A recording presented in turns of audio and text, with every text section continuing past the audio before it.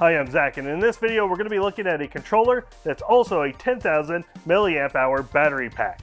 Nobody was asking for it, but we got it. So let's take a look at it, see whether this combo is really worth it, or if it's going back in the box.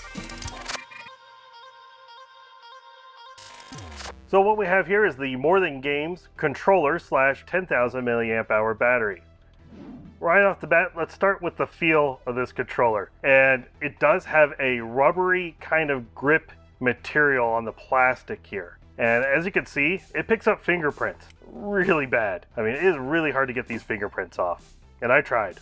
So this is about as good as I could get with a little elbow grease of getting those finger stains off of there. So I guess throughout this video, it's not going to be a great looking controller with all those fingerprints. Let's just start with how it feels. These sticks feel pretty much like a Nintendo Joy-Con. They are very recessed, as you can see there. It does make using the sticks a little harder because they are so recessed. I mean, they dip below into the controller. They're a little looser than a Joy-Con. So let's look at some calibration of these joysticks. All right, taking a look at these joysticks. Wow, this is really performing poorly. As I move the joysticks around slightly, I'm not seeing that represented here in the calibration tool. But we'll have to see how that translates to actual gameplay. The D-pad feels pretty good. It's a little bit concave there a little, so your thumb kind of rests in there. That feels pretty good. Let's take a look at some inputs on the D-pad. You can see here wiggling it back and forth. I'm not getting any kind of accidental inputs on the left and right. The buttons are A, B, and X, Y. Kind of sucks that something that's really kind of built more maybe for the Switch, that we don't have the Switch layout in terms of buttons. But it is good that they are mapped correctly for the letters on the buttons. A little confusing for your muscle memory, but at least visually when you look down, you'll know that when you're hitting A, it's A. It's not the highest quality feel of buttons, but they are very serviceable. I mean, I don't mind the feel of these. A little bit squishy, but they activate and register fine on the Switch. We also have a turbo program button. We have a screenshot, home button in the center, and our plus and minus for start and select. Nothing along the bottom. As we come along the top here, we're going to see that we have 4 buttons, the 2 bumpers, and then the triggers. And they are in line, and they're kind of recessed in there. And you're going to hear that these are really clicky. I mean, these are some of the loudest, clickiest buttons I've heard. And it is nice that these bumpers activate fairly easy just by pressing anywhere on the actual button. And then we also have a button here in the center. When we press that once, it's going to turn on the charging options for these USB-C and USB-A ports. And the power output on these ports are going to both be 5 volts at 3 amps, 9 volts at 2 amps, and 12 volts at 1.5 amps. So, an example of what we can run powering off of this controller. Here I have a Raspberry Pi 3 Plus and an external monitor. So just with the controller, I'm able to run both of these. And here's another example of another system. The Sega Mini, and now I'm running an iPad while it's connected to the controller. Now, using this controller battery combo with the iPad, it will pull power from the controller to the iPad, but this iPad Pro is very power hungry, and it will drain the controller quite a bit while you're playing. And the downside is that once the controller battery is dead, now you no longer have a controller. And to turn that off, you just double tap, and now these ports won't be feeding power to the devices they're hooked to. And if we're not powering any other devices and we're just using it as a controller, you're going to get over 300 hours of playtime. This controller does have rumble. It does feel like a tiny little motor.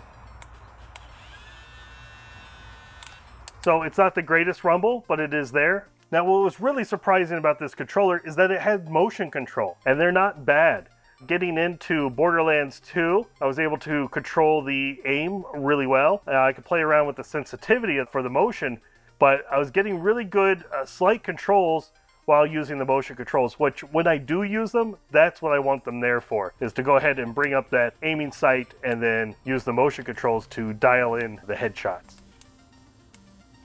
So, looking at this controller, there's a few adjustments that I made to make it a little bit more comfortable to use. First, I took these little joystick toppers from Numbskull, and I applied those onto the tops of the joysticks. Now, because they're the same size as the Switch, any of the toppers you have that work on your Switch should work on this controller too. You can see, again, how far down it is without that topper, and here applying the topper, how much more motion and control over that joystick I get. So I'm really enjoying using this controller with that topper added onto it. Besides these joystick toppers, the next thing I added were these hard foam pads on the triggers. And I did that to raise them up. I didn't like how my finger had to curl in to push the recess button.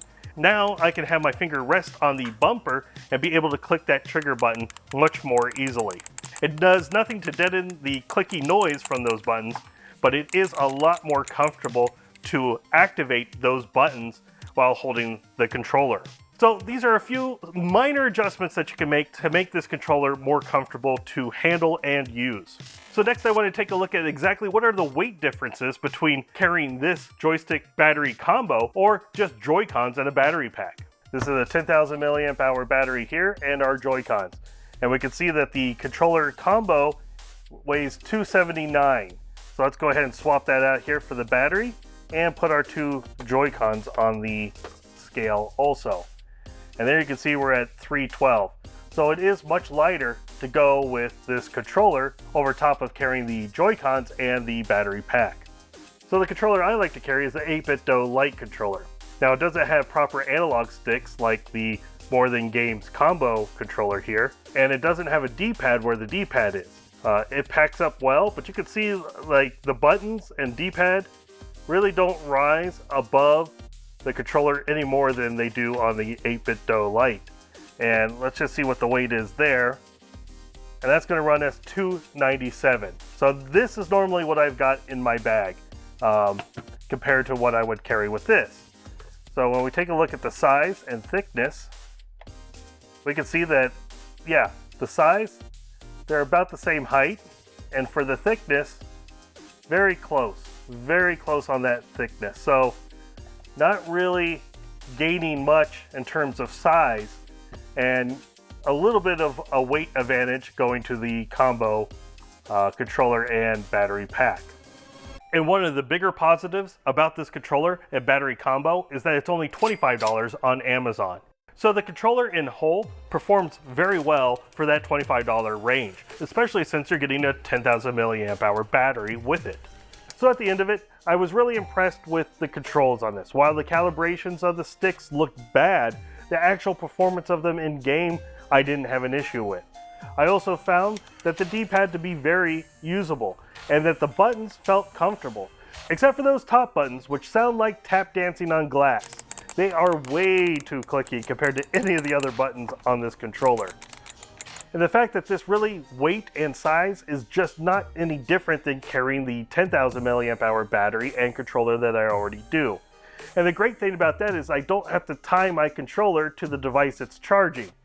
When the battery is built into the controller is going to have to be connected wired. And it kind of sucks that we don't get a wired connection to a device, that is Bluetooth only. If we're going to have a wire running to a device, I'd much rather just get that direct connection.